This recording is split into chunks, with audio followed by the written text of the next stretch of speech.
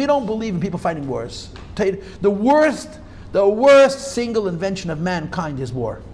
Organized killing sanctioned by governments and law. It's unbelievable. War is so sick, it's not to be imagined. Unfortunately, it's a part of life, part of our history. But a false shalom, if it holds, is good. If it doesn't hold, then nobody gains. What's true peace? What's true peace? Huh?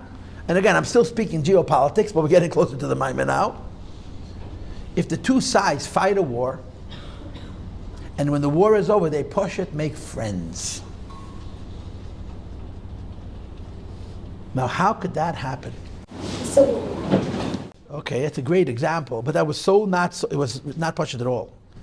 After the Civil War for 50, the Civil War, I have a whole opinion about it. The South is still bregus about the Civil War, but okay, it's all right.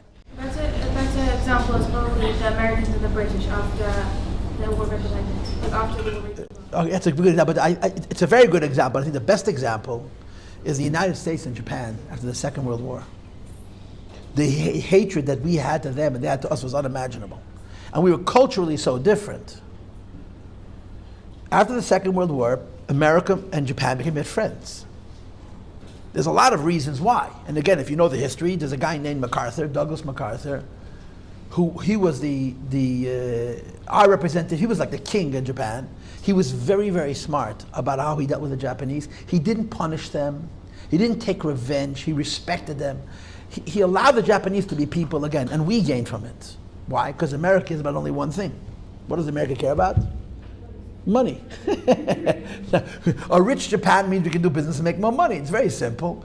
But there's a lot of reasons why. After the Second World War, America and Japan made peace. I'll tell you what I think is a very significant part of the reason.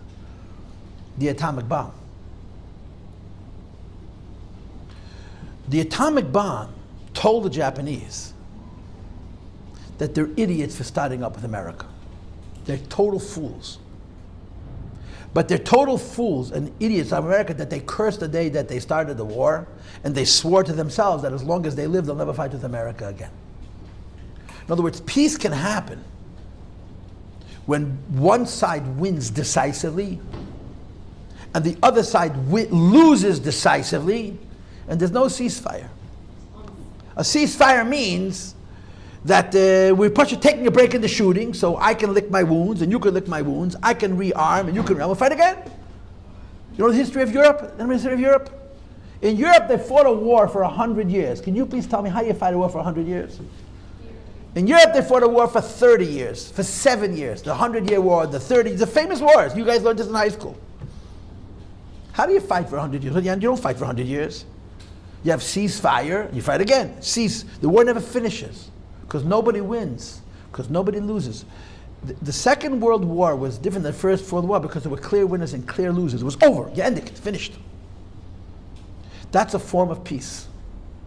When we show the Japanese that we have a weapon that makes the war so unfair that they can't fight with us. If you're using guns and I'm using guns, we can keep fighting.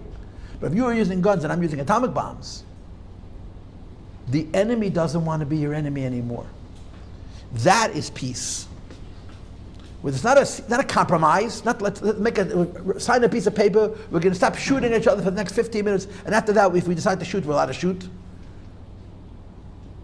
Peace happens in many ways, and one of the ways is if one side really wins, and the other side really loses, then they can come together. It's not a compromise. It's not friends, though. Yeah, but they become friends if you have no reason to fight with your opponent. I mean, what America did to Bechlal. I'm an American. I don't know if you're an American or not. America's a pretty kooky place. Not pretty kooky, it's a very kooky place. But America is one of the kindest nations in the history of mankind.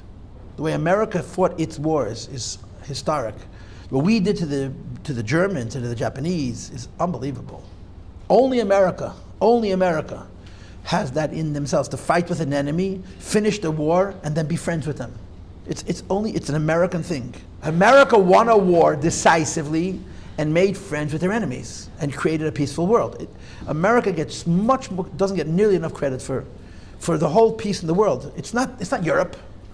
It's America, because Americans are good people. That's my opinion. I still hold it. They're still crazy and stupid, but good. The Europeans are smart, the Europeans are normal, but they're vengeful, they don't forgive, they don't forget. Americans are forgiving. Okay, so peace happens when the two sides not just stop fighting, they stop wishing to fight. That's peace. Chassidus, B'chlal Torah, but Chassidus especially, doesn't even deal with the first kind of peace. The first kind of peace is what we're calling ceasefire, where two nations are beating each other up, and they decide to stop fighting, and maybe the ceasefire holds, maybe not. But if the ceasefire holds, the only reason it's holding is not because they're friends, it's because they have too much to lose. Like I explained to you before, if you're a rich country, you would rather not fight because you have more to lose. Real peace is where the two enemies become friends. It's over. Over forever. And Chassidus begins its discussion on Shalom here. Podoh Basholom means that the war is over, not in the kind of way that tomorrow you're going to fight again. That's not Podoh Basholom. You fight a war, the war is finished, and it's not happening, it's over, finished, gendigt.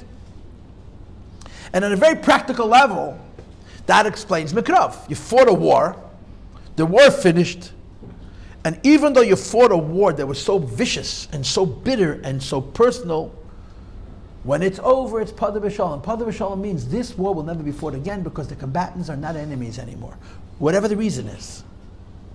So I just described to you two ideas. Maybe it wasn't clear, but I described to you two ideas. Stopping a war in a way of compromise, which is also called peace, and it's also a good thing, but it's not real peace, it's phony peace. And stopping a war in the kind of way where the war is mamish over. In the minds and the hearts of the combatants, they're not fighting. That's real Podoh Basholom.